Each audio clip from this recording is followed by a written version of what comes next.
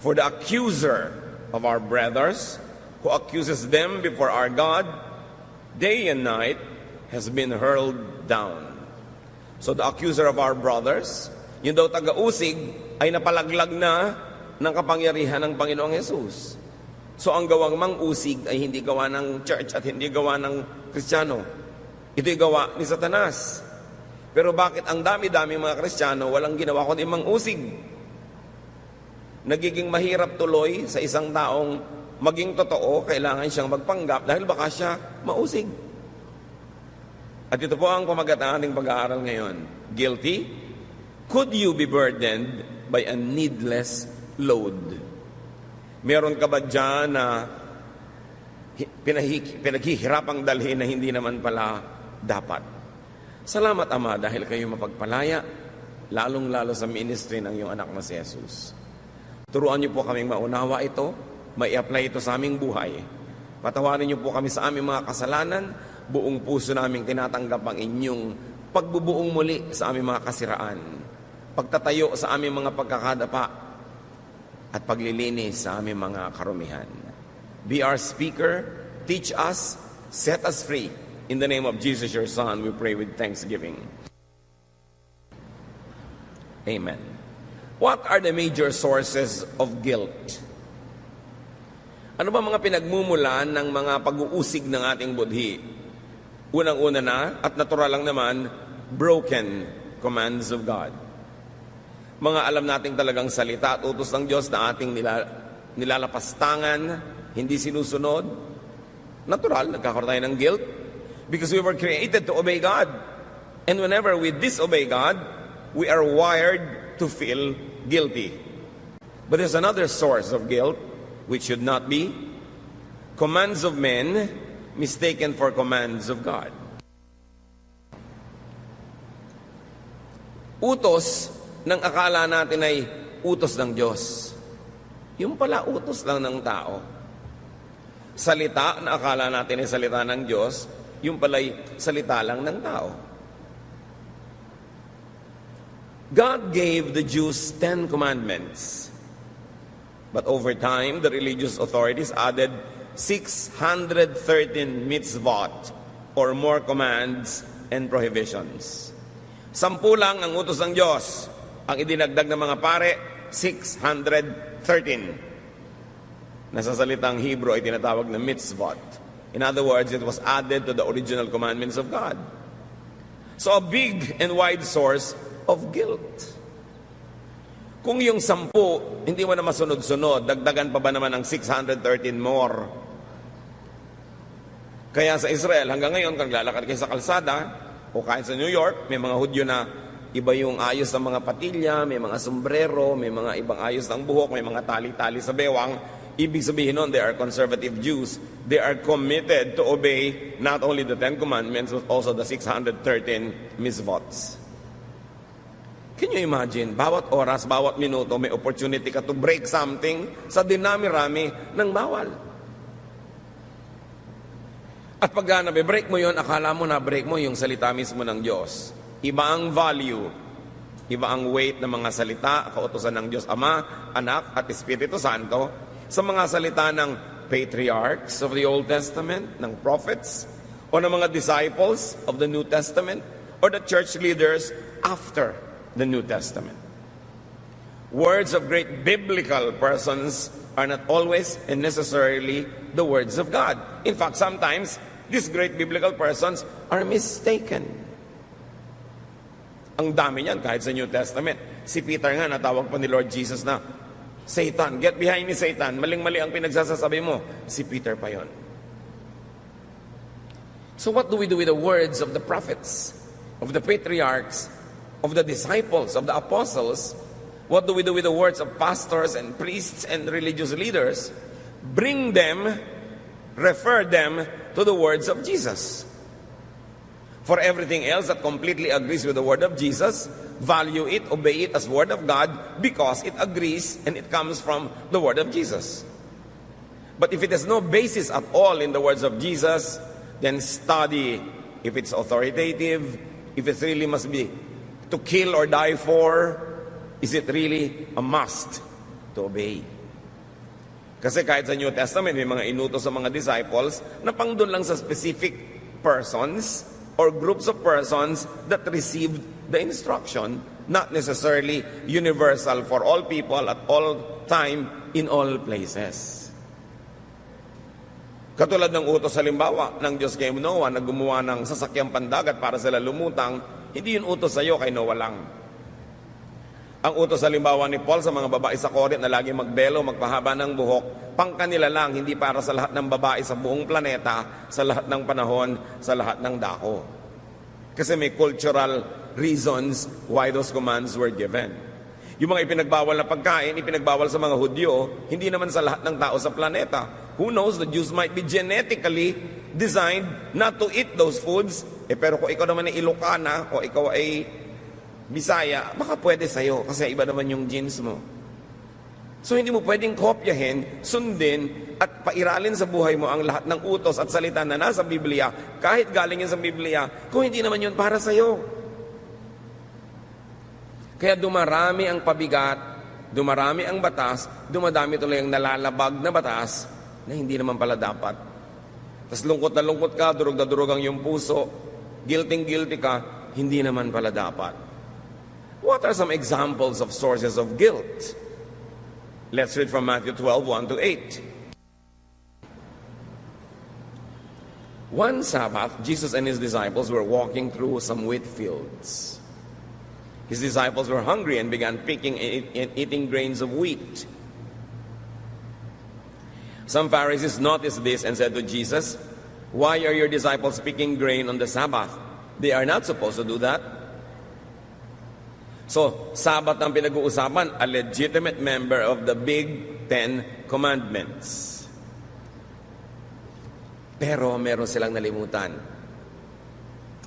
Ang kausap ng Diyos sa Ten Commandments sa Sabbath ay employers and masters. Sabi niya, remember the Sabbath day, keep it holy, do not work.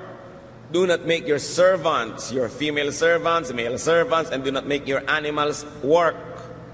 So ibinigay ng Diyos yung commandment sa mga amo para huwag nilang abusuhin yung mga tauhan at mga hayop, pagpahingahin man lang minsan isang linggo. So yun ang ibig sabihin ng huwag pagtrabahuhin. Ngayon, Sabbath, namitaas ng konting makakain na bungang kahoy itong mga disciples. Inuusig na sila ng mga religious leaders dahil bakit kayo nagtatrabaho ng Sabbath? See? Wrong application. And for many hundreds of years, the Israelites were burdened with the law of the Sabbath. Hindi makapagluto pag Sabbath, meron kang hindi ka pwede maglakad ng mahaba, na-regulate na nung 613 more rules. Samantalang ang espiritu lang nun, dapat pagpahingahin ang mga taong nasasakupan mo. Pero kung ikaw, kumating likod mo, gusto mong kamutin, hindi ka man pinipilit ng amo mo na gawin yun para sa sarili mo, you are free to do it. The Sabbath regulation was for that rich people and masters will not abuse their employees or their slaves or even the animals.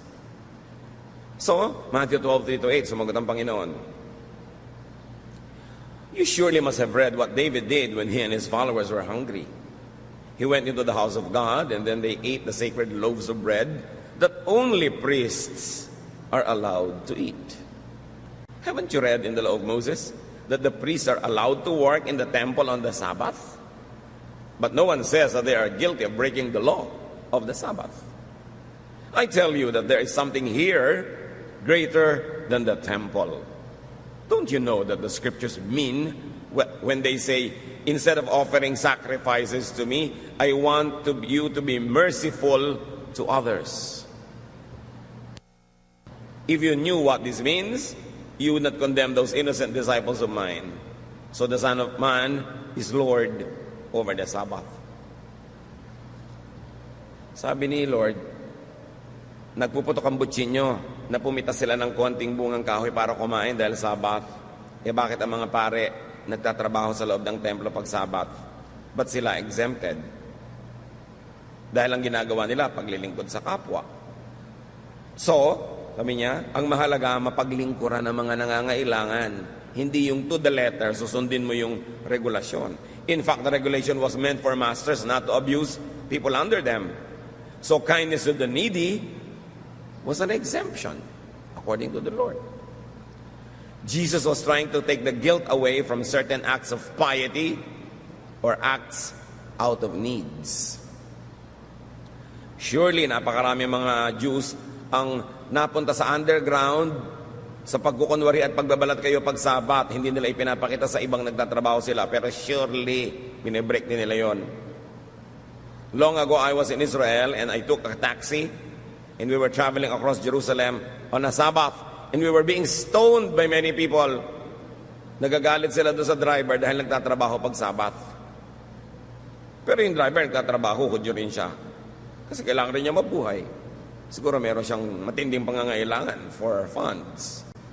So to feed the hungry, the regulation on the Sabbath, and even the holy bread were bended. In fact, dalawa yung inungkat ni Jesus. Sabi niya, nalimutan niyo na ba? Kahit yung banal na tinapay na nandun sa loob ng bahay dalanginan na dapat pari lang ang kakain, pumasok si David, may dalang mga lalaking gutom na gutom, kinain nila yung tinapay, ipinakain ng priest. O, nagalit ba ang Diyos? So, sino umimbento na yung tinapay doon sa dambana ay para lang sa mga pare? Sino umimbento ng batas? Eh di mga pare. Hindi naman nagalit ang Diyos nung kinain nila David yun. Dahil ang pagkain ay para sa nagugutom. Malangan mamatay ka sa gutom, tinapay dito na. Sabi ng batas, para sa mga pare, so huwag mong kainin.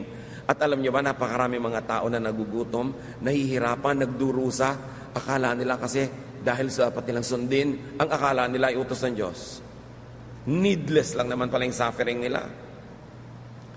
So napakahalaga. Kindness over technicality. And Jesus says, should the kind be guilty for being kind?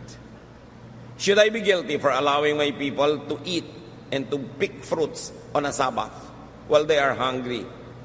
Will my act of mercy not exempt us from this law? Sabbath pa yun, ha? Paano pa kung hindi Sabbath yung binrek, wala sa Ten Commandments? Siguro mas pwede. Basta tama yung konteksto. Mark 7:1-9. Some Pharisees and several teachers of the law of Moses from Jerusalem came and gathered around Jesus. They noticed that some of his disciples ate without first washing their hands. So kanina, eating on a Sabbath, picking fruits on a Sabbath. Ngayon, eating without washing their hands. The Pharisees and many other Jewish people obeyed the teachings of their ancestors. They always wash their hands in the proper way before eating. At alam niyo ba yung proper way of washing your hand? There is a proper way of washing a cup, a glass, a plate, utensils. There's always a proper way. Therefore, there are many improper ways. At again, pag hindi mo nasunod yon, guilty ka na naman of breaking the law. So ngayon, ang issue nila, pati sila naguhugas ng kamay. Verse 4, none of them will eat anything they buy in the market until it is washed. Yun daw ang ugali ng kanilang mga aninuno. They also follow a lot of other teachings such as washing of cups, pitchers, and bowls. The Pharisees and teachers asked Jesus, why don't your disciples obey what our ancestors taught us to do? Why do they eat without washing their hands? So now washing one of the 613 mitzvot. Mark 7:6-9. Jesus replied, you are nothing but show-offs. Pasikat lang kayo, palabas. The prophet Isaiah was right when he wrote that God had said, all of you praise me with your words, but you never really think about me. It is useless for you to worship me when you teach rules made up by humans. You disobey God's commands in order to obey what humans have taught. You are good at rejecting God's commands so that you can follow your own teachings. So Jesus here was referring to those 613 mitzvots. Sabi niya, imbento nyo lang yung rules na yan. At sa paggigiit ninyo na masunod ang mga inimbento nyong mga patakaran, ang hindi tuloy nasusunod ay yung mas malalim, mas mainam na utos ng Diyos. Ano yon? Yung maging mabuti, maging mabait, maging matulungin sa kapwa, mapagtanggap, maibigin. Yun ang mahalaga. Pero ang pinapahalagahan nyo, ano dapat isuot, gaano kahaba ang palda, gaano kahaba ang buhok, may hikaw ba ang lalaki o wala, magtatato ka ba o hindi, ano ba ang kakainin sa Lord's Supper, anong uri ng tinapay, ano ang pwedeng tugtog, piano lang ba, organ, pwede ba ang drums, ang dami-dami nyong arte. Hindi naman yan galing sa Diyos. Nag-aaway-away kayo, nagkakagulo kayo, anong version ng Bible ang babasahin? Ipipilit ng iba, isa lang ang version na tama, yung version namin, at mag-aaway-away sila. But none of those versions existed during the time of Jesus. So paano mo sasabihin nyo lang ang version na tama, hindi ka nag-e-exist yun nung panahon ni Jesus? Hanggang ngayon mga kapatid, ang daming pagpapahirap ng simbahan, anumang simbahan, sa mga sumusunod. Kasi imbento ng maraming rules, dumadami tuloy ang pagkakataon to break those rules or to fail, and people end up being guilty. So here Jesus identifies a mitzvah as made up by man, competing with and prioritized by the religious over God's own commands. Katulad ng pagtatalo, ano ba yung baptism? Pouring? Sprinkling? Immersion? Hindi yan pinroblema ni Jesus. Marami lang naging mga modes of baptism later on in the New Testament, and all of them biblical. But after the New Testament, now Christians everywhere are quarreling which mode is the correct one. Another mitzvah. Nadagdag na doon sa 613. Idinagdag ng Christians. Kasi kung may 10 commandments ang Diyos, may 613 mitzvahs ang mga Jews, ang mga Christian, ang dami pang idinagdag lalo. Kaya ngayon ang Kristiyano, wala nang maisip kundi masama ako, mali ako, nagkamali ako, nagkasala ako, puro guilt. Now, Jesus exposes the needless burden that the religious impose on the people. Matthew 23, 1-4. Jesus said to the crowds and to his disciples, the Pharisees and the teachers of the law pile heavy burdens on people's shoulders and won't lift a finger to help. Sabi yung mga religious leaders ninyo, walang ginawa kundi patawan kayo ng mabibigat na mga pasanin, hindi naman kayo tinutulungan. Tapos pag nagkulang kayo, uusigin kayo. Ang daming regulasyon. Dumagdag na ng dumagdag. Ano dapat ang suot ng choir? Ano dapat ang uniform ng mga babae? Ano dapat ang ganito? Ano dapat ang ganon? Dapat ba mag-girlfriend o mag-boyfriend ang isang youth na hindi pag-graduate? Pagka ba-member kayo ng choir, hindi kayo pwede magligawan. Lahat ng rules na yan, invento na lang ng tao. Hindi ko sinasabing masama yung rules, pero invento ng relihiyon. Always tuloy, there is an opportunity to fail and there's an opportunity to be guilty. So guminhawa ba ang buhay mo nung naging Christian ka? O lalong sumikip? Nakalaya ka ba o lalo ka lang ngayon nagpapanggap para hindi ka mapagalitan o madisiplina? Pampahirap ang sobrang relihiyon. Pampabigat, pampasikip ng dibdib. At hindi yan ang misyon ni Jesus. Matthew 23:15, Jesus speaks, woe to you, teachers of the law and Pharisees, you hypocrites! You travel over land and sea to win a single convert. And when he becomes one, you make him twice as much a son of hell as you are. Gumagastos pa kayo sa mga misyon, sabi ni Jesus. Tumatawid pa kayo ng mga dagat at bundok para may kaluluwa na madala sa inyong mga pinaniniwalaan at matapos sumunod sa inyo, nadodoble lang ang pagiging anak ng impyerno. They become sons of hell, they become judgmental, or if not, they become conflicted and tormented. Dati hindi siya guilty, ngayon guilty na. Mabuti sana kung galing sa Diyos yung pagpapagilty para siya magbagong buhay. Kung mitzvot lang pala, church ordinance lang pala, na inimbento ng board, o inimbento ng elders, o inimbento ng pastor, o ng pare, o ninuman, paano na yun? Sayang ang religion pag ganyan ang ginagawa. Hindi tinutupad ang utos ni Jesus, kabaligtaran ang ginagawa, mas pinahihirapan ang converts. I love Jesus very much. You know, Jesus in His ministry of comfort reduced all the commands to just two. Love God and your fellow men. Yung 10 commandments, forget it. 613 mitzvahs, forget it. Matthew 22, 35 to 40. One of them, an expert of the law, tested Jesus with this question. Teacher, which is the greatest commandment in the law? Jesus replied, love the Lord your God with all your heart and with all your soul and with all your mind. This is the first and the greatest commandment. And the second is like it. Love your neighbor as yourself.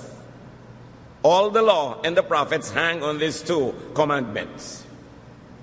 Ni wala sa 10 commandments yung binanggit niya. Sabi niya, dalawa lang ang mahalagang commandment. Kaya siguro ipinadala ng Diyos Ama ang Diyos Anak para ituwid ang pagkakaligaw mismo ng templo, mismo ng relihiyon. Kailangang itama, kailangan magkaroon ng reformation. Sabi niya, dalawa lang. Love God, love your fellow men. Love is above all. Gusto ko kayong hamunin. At this point, humanap kayo ng application sa sinabi na yan ni Lord.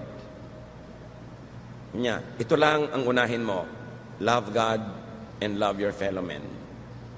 Paano niya i-apply ngayon sa mga moral laws na nakasiksik sa inyong utak? Paano niyo i-apply yan sa inyong concepts of right and wrong? Sa inyong concept of justice and judgmentalism, sa inyong concept of religiosity. Sabi ni Lord, ito ang mahalaga. Love God, love your fellow men. Applyan nyo. I cannot do it for you. But you have to say, itong law na to ng bahay na nabe-break ng asawa ko, lagi niyang iniiwan yung mga damit niyang nakakalat kung nagbibihis siya. What will I apply? The law of the house or the law of love? Nagkamali itong aking anak. What will I apply? Yung rules ng family na hindi ka pwedeng bumagsak sa klase mo kung hindi, blah, blah, blah. Or the rule of love. Nagkamali ang asawa ko, nagtaksil sa akin, nagsisisi ngayon. What will I apply? Justice or mercy? Tinuruan na tayo ni Jesus kung anong dapat mangibabaw. Not legalism. Legalism belongs in the court of law, but not in daily life. Because if you're going to be legalistic, no one will love you. And you cannot be loving anybody. You will always insist. Sabi ng paragraph 10, article 3, sentence number 2, pero walang magmamahal sa'yo. Pag legalista ka masyado. So sabi ni Lord, love. You cannot go wrong when you love. Because God is love. And it is the greatest of all the commandments. Hindi nga kasama sa commandment yun eh. Pero si Jesus, sinabi niya, it is the real commandment. And it is the greatest. Another source of guilt, misreading, misinterpretation, and misapplication of God's Word. Okay, God's Word talaga. Hindi words lang ng kung sino, hindi words lang ng kung sinong prophet or disciple na labag sa sinasabi ng Diyos Ama o Diyos Anak o Diyos Espiritu Santo. Hindi salita lang ng pastor o ng religious leader. Talagang God's Word. Pero paano pa maaaring maging caution of unnecessary guilt? When you misread, misinterpret, and misapply it. God's Word nga. You have good intention, but probably bad scholarship. Mali ang basa. Mali ang pagpapakahulugan at paglalapat. Tulad na lang ng mga issue ng belo, ang kausap, Corinthian women, hindi naman ikaw. So ngayon, hirap na hirap ka, guilty ka, hindi ka nagbebelo, o ginadjust mo hindi nagbebelo, mali naman ang basa mo eh. Although word naman ni Paul yon, hindi naman yun word of God, yun tungkol sa belo. Kasi hindi naman God si Paul, hindi God si Peter, hindi God si David or Abraham. Isa lang ang God, di ba? Kaya pag nagbabasa kayo, letter to the Corinthians, letter to the Ephesians, huwag nyo sabihin, thus is the word of God. No, it's the word of Peter, it's the word of Paul, it's the word of whoever. It's not the word of God kasi those men are not gods. Dapat malinaw yun. Kung minsan nagbabasa ka ng kung ano-anong mga letters dyan sa Bible, tapos mo, Word of God. It's the Word of God if the teaching perfectly coincides with, agrees with, and follows the words of Jesus. Otherwise, it's a human opinion. It's the opinion of Peter, it's the opinion of Paul, it's the opinion of James, but it's not the Word of God. Dapat malinaw yon. Magkakaiba ang tindi, bigat at halaga ng mga salita. So what are the additional causes of guilt? Let us cite some examples. In addition to Old Testament and New Testament teachings, ito na ang sources of guilt, as we have mentioned: congregational, sectarian rules, and regulation. Yung mga rules and regulations ng inyong kongregasyon, ng inyong kapatiran, ng inyong fellowship, whatever. At marami yan. Nagdagdag sila sa mga misvot. Mode of baptism, elements of the Lord's Supper, attire, length of hair. May Christmas ba o wala? Issue rin yan. Church ba kayo o fellowship lang? Nadidinig nyo yan, di ba? Ang pastor nyo ba reverend o pastor o brother lang? Alam nyo, hindi ko masikmura na ang tao tawaging reverend. Kaya gusto ko tawag nyo lang sa akin, Kuya Ed. Kasi kung minsan, pastor ba? Wow. Pero may reverend ba? Ay, meron ba o wala? What's the big deal? Kung minsan yung sobrang pagpapahalaga sa title is the reason why I refuse all of these titles. Kakilakilabot, may tao bang reverend? Banal? Kabanal-banalan? Ano siya? Katipunan na anak ng bayan? At ang dami pa niyan, etc., ad nauseam, nakakasuka na sa dami ang mga congregational rules. Hindi ka pwedeng tumugtog sa banda pag mahaba ang buhok. Nasaan yung verse? Hindi mo pwedeng ligawan ng kapwa choir member. Pareho naman kayong binata at dalaga. Bakit? Ang dami. Well, if it works in some congregations, that's their business. But I don't think it is a word of God to die or kill for. It's an opinion. Siguro yung mga church leaders, nakita na mas effective yung ministry, mas less ang problem pag ganun yung policy. But sometimes the obedience of that policy stops people from being human. At hindi rin naman sinusunod ng mga choir, nagliligawan din sila. Nakalihim lang. It's only underground. And therefore they are guilty. That's what I mean. You create rules that force them to go underground and to feel guilty. Kung honorable, parehong single, ano nang pakialaman mo magligawan yung mga yan? Ba't pati yun pinapakialam na mo pa? Diba? So napaka-importante na sabihin natin, ay, policy lang yan ng mga tao. But then you are a member of a church, so you obey. Ayaw mo mag-obey, di join another church. Pero pag nandun ka, di mag-obey ka, alam naman nandun ka, tapos ayaw mo mag-obey. At yun ang problema. Gaano karami ang ilalagay natin na mga regulasyones that will force people to either sacrifice, feel guilty, or disobey? Kailangan ba talaga? Marami niyan mga gravely misunderstood, over-sensationalized, and over-demonized aspects of life. Like lust, sexuality. Sobra ang pagpapagilty ng simbahan sa mga tao when they have sexual feelings. Pero sino ba ang nag-create ng human body? Di ba Diyos? So bakit kung magiging guilty ngayon kung nakikiliti ka, na-attract, basta hindi mo ginagawa to the point na nagiging kasalanan na, nagbe-break ka na ng rule, nangaagaw ka na ng hindi sa'yo. You know, creation, design, and biology all express the intention of the Creator. Then religion imposes unrealistic and unnatural expectations and requirements. Ituturo sa mga young boys, naku, hindi kayo dapat nagkakaroon ng sexual arousal pag nakakita kayo ng maganda. Eh, anong gagawin mo? They are wired to be aroused. So, guilty na ngayon sina-arouse. Ang mahalaga lang, what will you do with the arousal? How will you contain it? How will you control it? How will you decently put an end to its urges and the fevers that it gives you? Pero for people to feel guilty for being normal, created by our God to be like this, it is an unnecessary guilt. Labag na yan sa Biology 1. Remember that God is God of Biology 2. So ang nagiging result is guilt for what is only natural. God is the designer and author of nature. Now again, challenge number 2, apply and process this in your own life. How will you differentiate between even sexual attraction that you should be guilty of and that which you should not be guilty of? May dumaang maganda, na-attract ka, magigilty ka na ba? O magilty ka kung sinundan mo siya at ni-rape mo doon sa dilim? O inagaw mo siya sa asawa niya? Pero yung na-attract ka, sabi nga ni Martin Luther, you cannot stop birds from flying over your heads, but you can stop them from nesting in your hair. So may mga natural lang. Huwag masyadong serious. May mga tao wala nang ginagawa kundi mag-confess. Lagi. May young person, nakayuko ka naman, nagko-confess po ako, nagandahan po ako sa dumaan. Hindi wala ka nang gagawin, hindi mag-confess araw-araw, minuminuto. Kasi marami maganda. When you do what you could to be godly, forgive yourself for imperfections.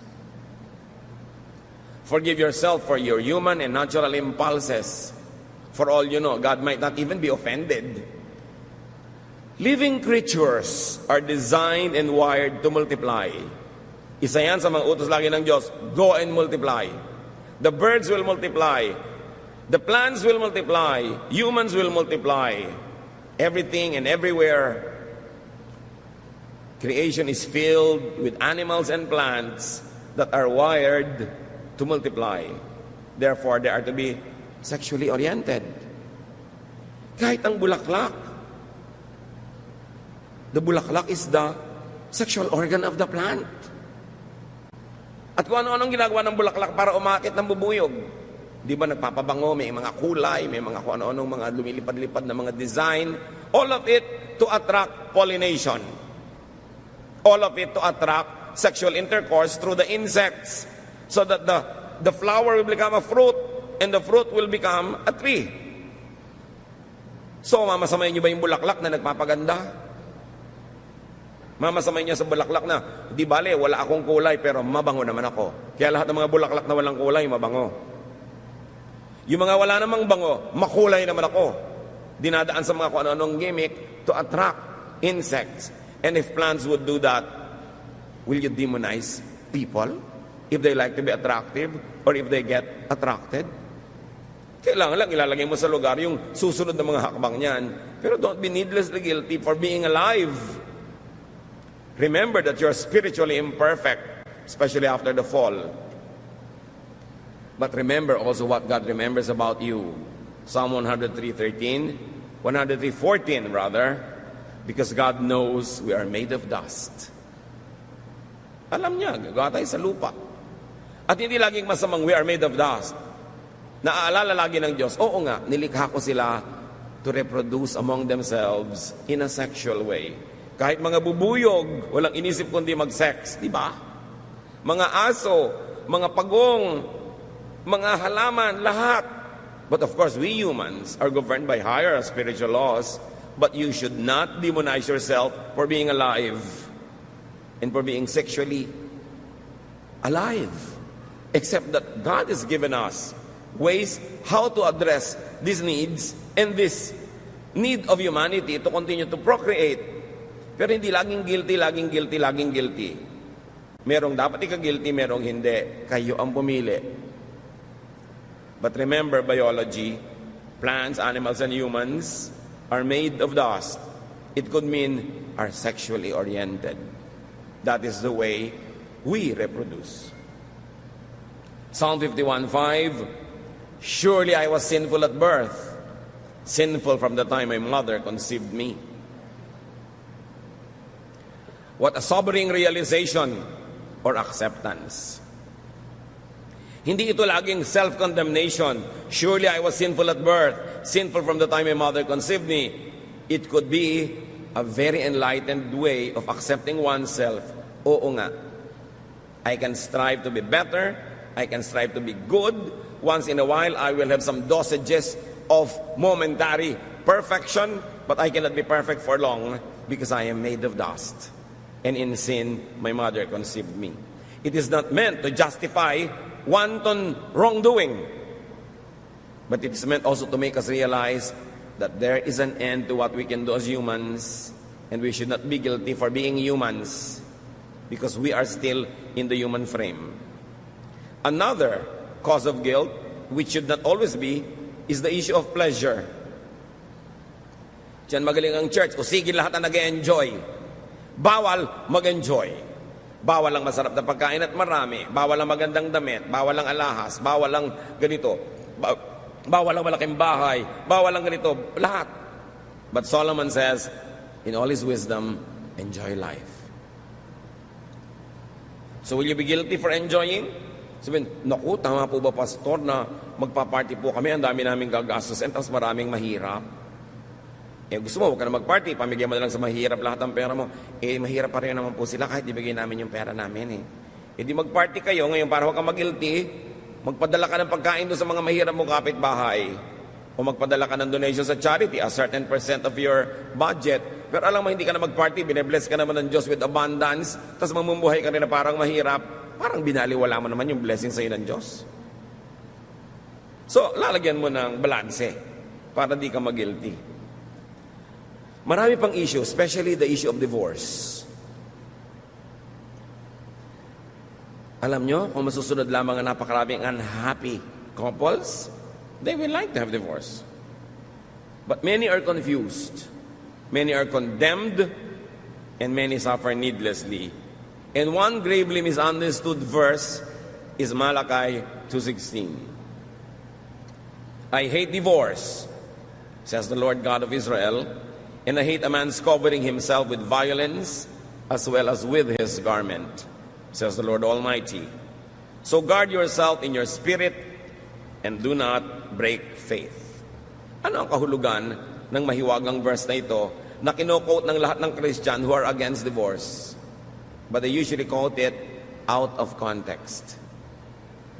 Sabi ng Diyos, ayoko ng diborsyo na para bang ginagamit lang yung diborsyo ng mga tao na damit, pangtakip sa kanilang mga violence, pangtakip sa kanilang mga bisyo at mga kasamaan.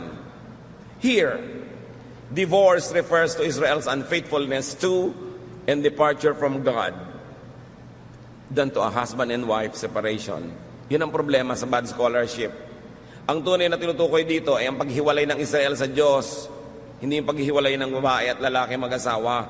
Ginamit lang yung metaphor ng marriage, pero ang tunay na tinutukoy ng subject matter, pagtalikod ng Israel sa Diyos at pakikitungo sa ibang mga Diyos-Diyosan.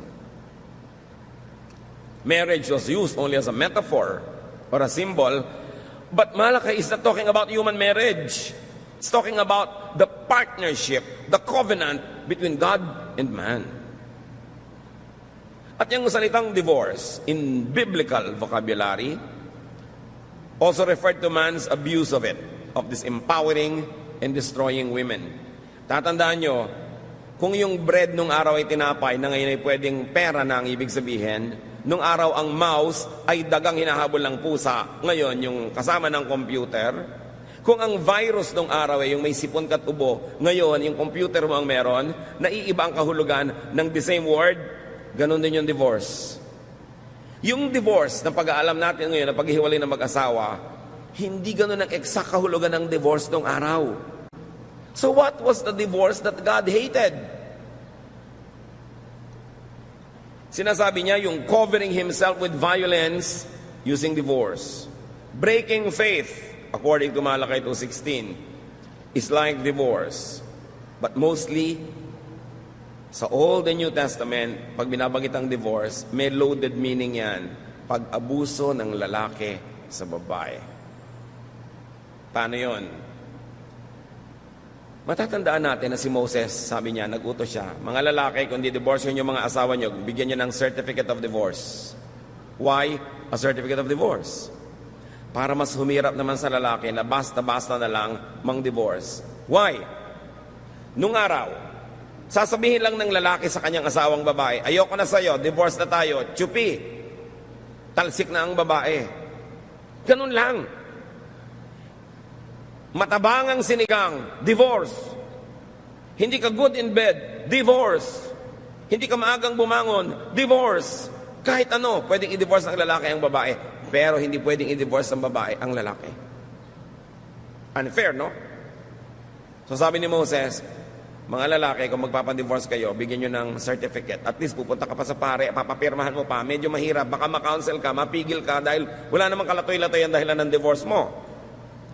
Meron pa mga lalaki, may magugustuhan silang ibang babae. Pero siyempre, alam nila, kasalanang makiapid doon dahil may asawa sila. Di-divorcehin nila yung babae ngayong gabi. Makikiapid sila doon sa ibang babae ngayong magdamag. Bukas ng umaga, sasabihin na sa babae, balik ka na dito, asawa na uli kita. Di ba di-divorce mo na ako? Ang patunay mo. So sabi ni Moses, bigyan nyo ng certificate. Kasi ang dali-daling baligtarin ng lalaki yung babae. Ang dali-dali niyang pahirapan. So, the certificate of divorce was a protection for women. Hindi yun pag sang-ayon na basta mo na lang siya i-divorce. Binigyan man lang kahit konting protection. Now, ito yung divorce that God hates. Yung I hate divorce. God and Jesus hated divorce, the instrument by which men so easily threw women away, only to pick them up at will. That was a divorce God hated. God and Jesus hated the kind of divorce that abused the weak, that caused women and the weaker partner to suffer. Yun ang divorce na tinutukoy. The word divorce then does not exactly mean what divorce means now. So hate pa rin man ng Diyos ang divorce kung ang dahilan at ang pagdidivorce ay para mapalaya ang sino mang partner na nahihirapan, nagdurusa, nalalagay sa panganib dahil murderous or insane yung husband, pinagtataksilan, inaabuso ng harap-harapan. Will God still hate a divorce in that context? Yun ang pangatlong challenge. Isipin nyo. I-apply nyo sa buhay nyo.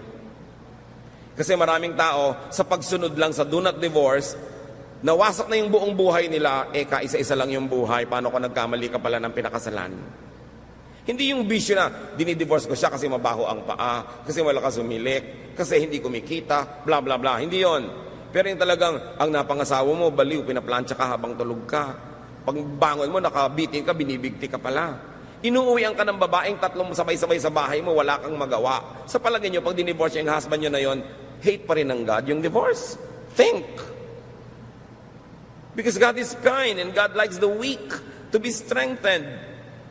The imprisoned to be free. What if you are imprisoned in a horrible, nightmarish partnership? Will God still hate the divorce? Think.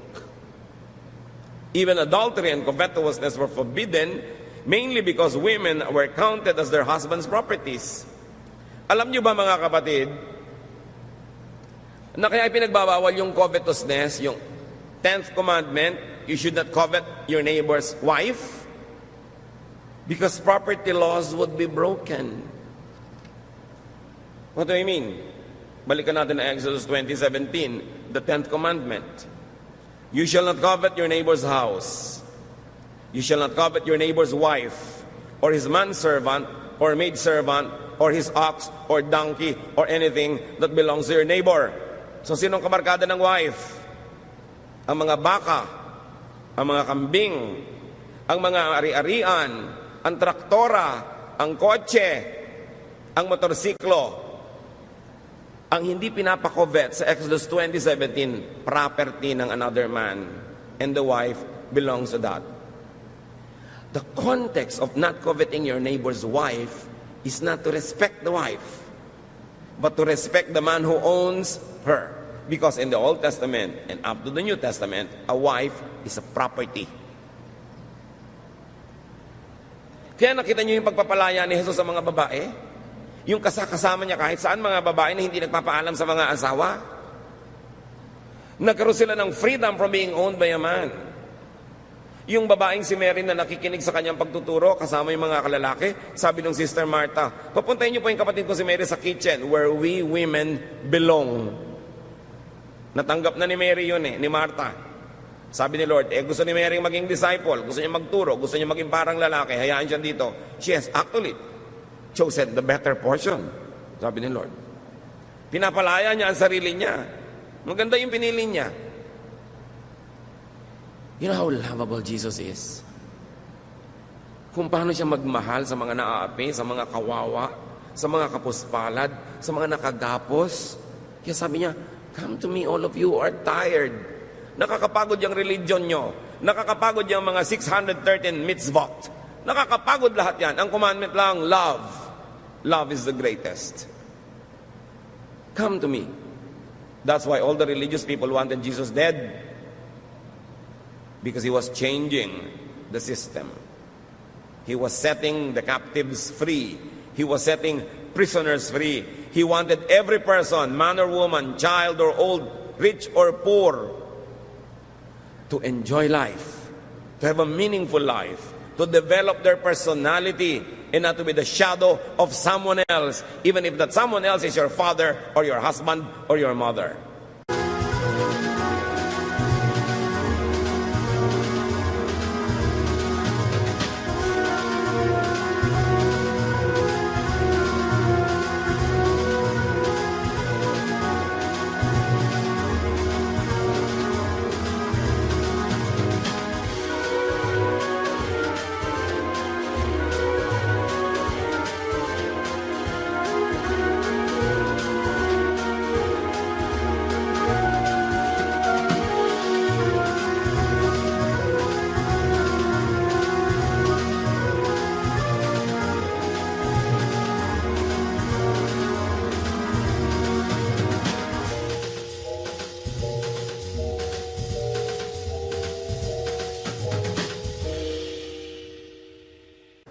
You were created in God's image, and Jesus was setting people free.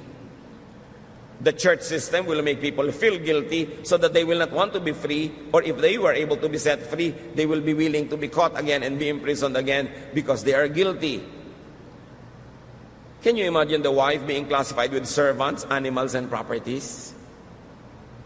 So masamang pagnasaan, hindi dahil siya isang marangal na babae, kundi dahil property kasi siya ng kapwa lalaki, at ang kinakausap sa 10th commandment ay mga lalaki. Ang kinakausap sa commandment on the Sabbath ay mga amo o mga masters, which are also male. So ano pa mga guilt nyo?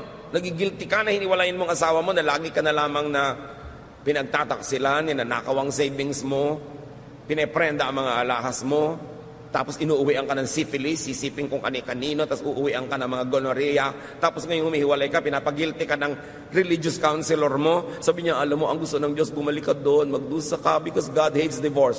Wrong reading. Meron pang isang accusation na lagi tayong guilty, materialism. Hoy sister, di ba, Kristiyano ka na, bakit ang dami-dami mong damit? Bakit ganito, ganon? Guilt for having fine things. Guilt for being comfortable. Of course, this guilt is fed and fanned and promoted by the church that glorifies sacrifice, that demonizes possession of properties. Why? Because the churches want you to donate everything you have. Kaya pinapagilty ka pag may mga ari-arian ka, brother, mas malaki pa ang bahay mo kaysa sa church.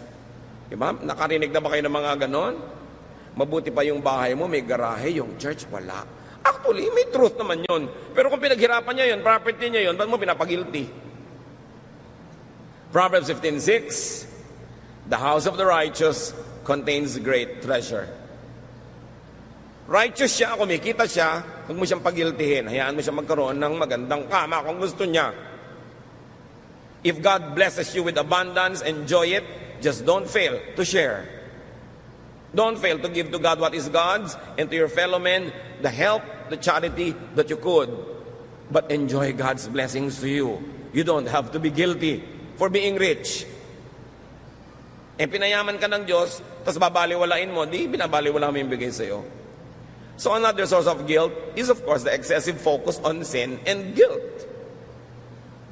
Wala nang itinuro kundi kasalanan, kasalanan, kasalanan. Kaya marami tuloy mga Christian, pag matagal na sa church, ang nagiging nangyayari sa kanila, wala ring inuungkat kundi kasalanan ng iba. Walang hinahanap kundi kasalanan ng iba. The burden of sin and guilt, of course, makes the priest and other dispensers of forgiveness look more important. Siyempre, lagi kang uusigin kasi nagiging mahalaga tuloy yung ministry ng mga religious leaders na laging magbibigay sa iyo ng kapatawaran Kung nasa ritual ng simbahan na yun na pwedeng magbigay ng kapatawaran yung leader, naging importante siya, so lalo kang papagiltihin. Now, what are the cures to guilt and to needless guilt? Obedience to God, of course. You don't want to be guilty? Be perfect. If you could. Babalikan natin yan. Another cure, knowledgeable, wise, and spirit-led scholarship.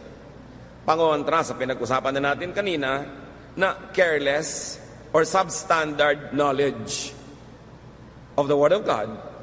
Mali-mali tuloy interpretation, mali-mali ang reading, nahihirapan tuloy. There should be differentiation of man's commands from God's commands. Men in the Bible, men outside the Bible. Men in your church, man-made rules. Dapat clear. Ito talaga, yung 10 Commandments. Pero, sabi ni Jesus, dalawa na lang, love God and love fellow men. Ano ngayon ang relasyon ng mga ibang regulasyon ng buhay mo doon?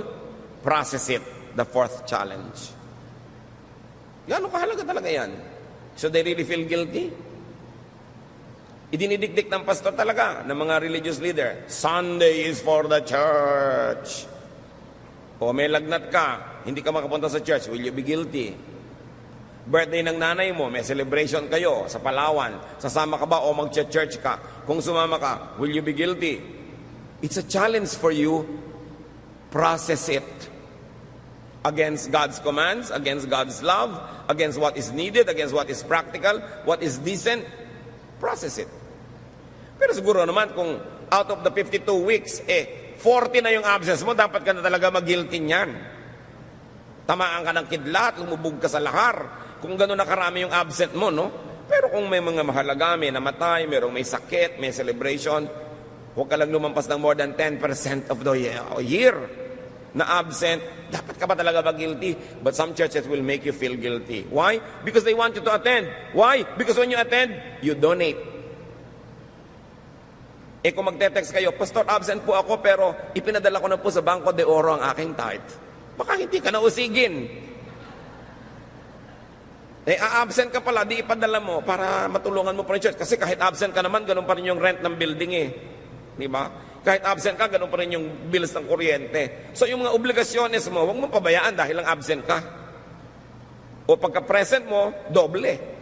Siguro hindi ka naaawayin ng whoever religious leader yun nandun. Kasi siyempre the church has to survive its economic responsibilities. So, a knowledgeable, a wise, and a spirit-led reading, interpretation, and application of God's Word, and church history. Kailangan niya ng tao para mabawasan ng excessive expectations, oppressive standards, needless guilt when you fail, and needless judgmentalism when others fail. Test. Para malaman mo, ito bang teaching na ito is to die for, to kill for? Is it really from God? Use this test. Is it easy and restful? Itong policy ng church namin na to, doable ba? Easy and restful. Because easy and restful is the style of Jesus. Pag oppressive, ang hirap-hirap, baka hindi na style ni Jesus yan. Ask yourself, does it make life easier and more restful? Is it Solomonic in Jesus' life? Does it condemn or affirm? Include or exclude? Accept or reject people? Does it make one self-righteous and judgmental and separatist? Itanong nyo yan. Kung meron kayong kaharap na policy, rule, law, and you say, pampahirap yan ang buhay, hindi tayo dapat ganyan, dapat pagaanin natin. Kasi doon nga sa labas sa mundo, ang bigat-bigat na nang dala ng mga kapatiran, alam nga naman pagpasok sa church, mas dadaganan pa natin. Mararamdaman mo kung off ang reading pag ito'y oppressive at papunta sa guilt trip. Parang papunta sa guilt trip ito dahil sigurado hindi naman ito masusunod Halimbawa, may policy ang church, ting linggo, alas 4 ng umaga kayo darating dahil magdadasal tayo na 3 oras before worship. Alam mong, ay marami hindi makakasunod, magigilty lang.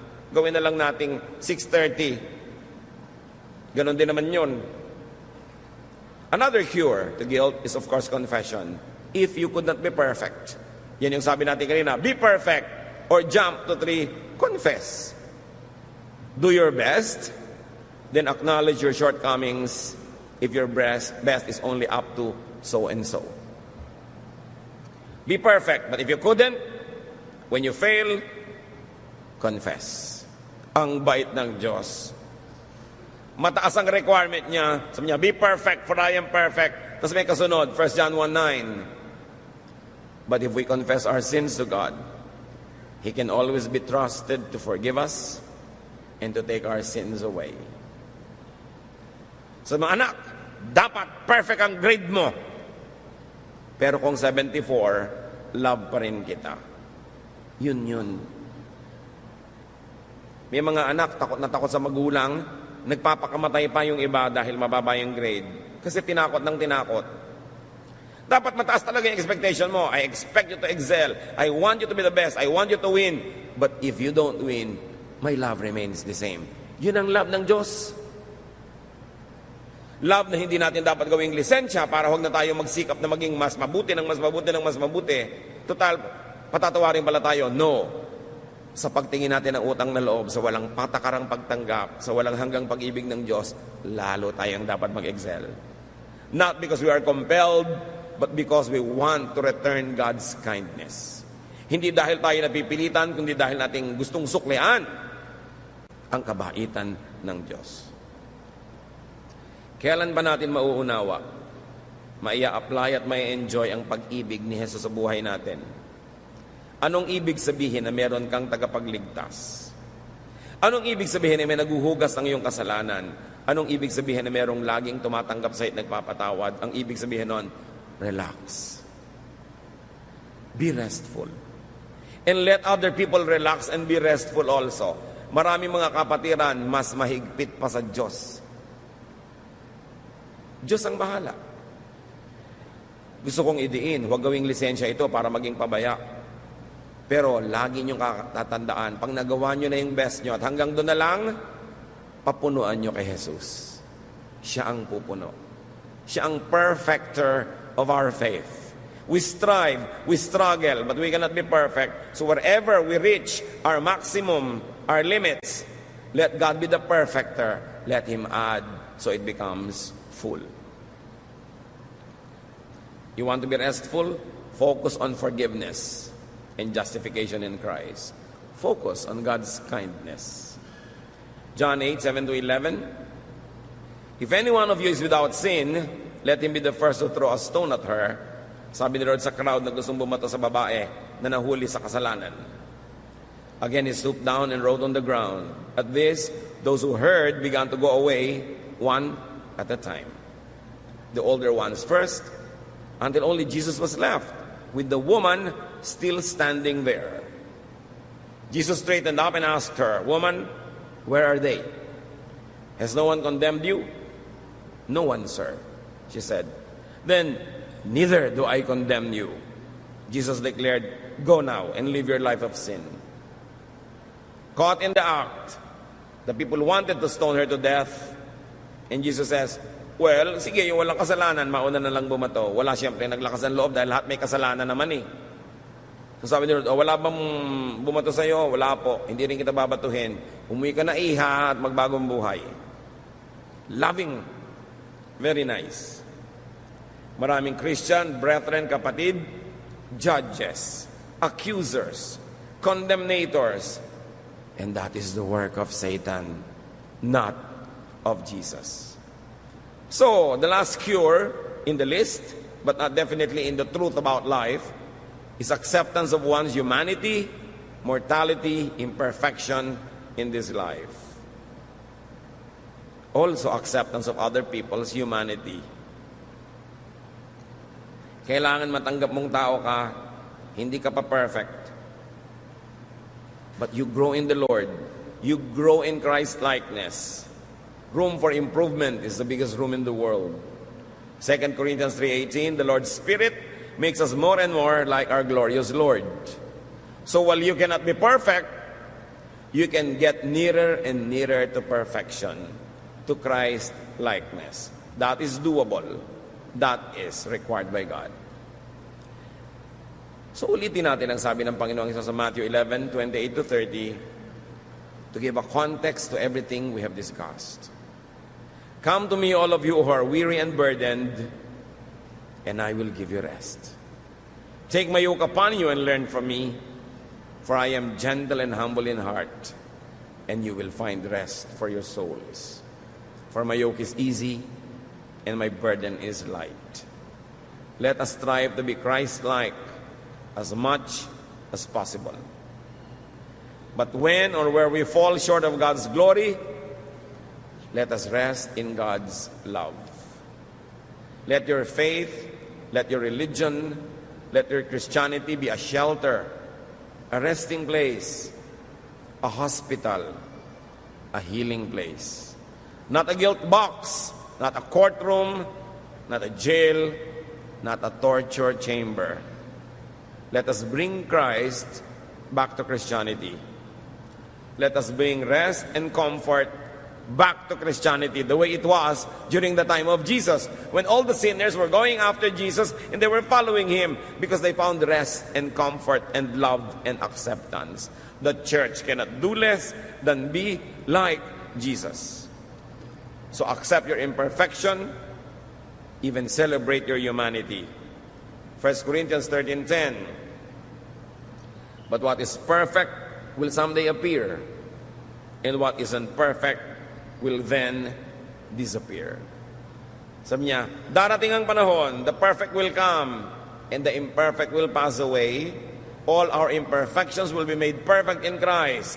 Pero darating pa lang yung panahon na yon. Sabi ng verse 13, for now, there is faith, hope, and love. But of these three, the greatest is, church, love. Darating ang panahon, sabi niya, mape-perfect tayo. Pero ngayon, hindi pa. So, ang pairali nyo, pag-ibig. Pag-ibig sa kapwa. Pag-ibig din sa sarili. Do not condemn yourself needlessly for a sin that you have already confessed. For something wrong that you have already repented for. Maawa rin sa sarili. Kumisan, hindi naman tayo malupit sa iba. Sa sarili.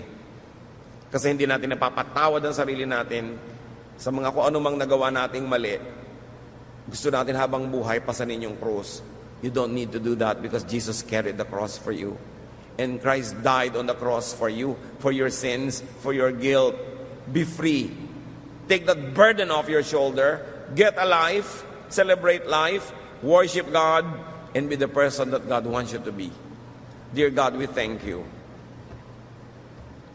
We thank you for freedom. We thank you for your kindness and goodness to us. Suriin mo kami, Panginoon, kung kami po'y nagiging masikip ang buhay dahil sa aming judgmentalism of others and of ourselves. Sa sobrang guilt na hindi naman pala dapat. Lord, ituro mo po sa amin yung mga bagay na dapat talaga mag-guilty kami pag mali at ginagawa namin. Pero bigyan mo kami ngayon ng clarity of mind, karunungan, na ihiwalay yung utos mo at utos lang ng tao, opinion lang ng tao, regulasyon lang ng organisasyon. Ituro mo sa amin, Lord, kung gaano kami dapat magsakripisyo sa pagsunod sa mga ito. Gaano kami dapat mag-guilty kung hindi namin nasusunod? O dapat nga ba kami mag-guilty in the first place? Turuan niyo po kami, Lord, na lumaya. Para yung nalalabing mga panahon sa buhay namin, lalo magkaroon ng kulay, ng tunog, ng musika, ng direksyon, ng kabuluhan, at ng kagandahan. Set us free from our guilt and teach us to set others free as well. Yumuko tayo patuloy sa presensya ng Panginoon. Pag-isip-isipan natin, mga kapatid, ano ang mga dala-dala niyong guilt na hindi naman dapat? Iwan niyo na ngayon sa paanan ng Panginoon. Accept God's forgiveness, accept God's grace, and celebrate God's love. Ano ang mga pagpapahirap niya sa budhi ng iba na laging kayo umuusig? Magpatawad na rin kayo. And stop condemning others so that they too might have a life. So that they too will have rest and comfort. Let us set people free as much as we like ourselves to be free.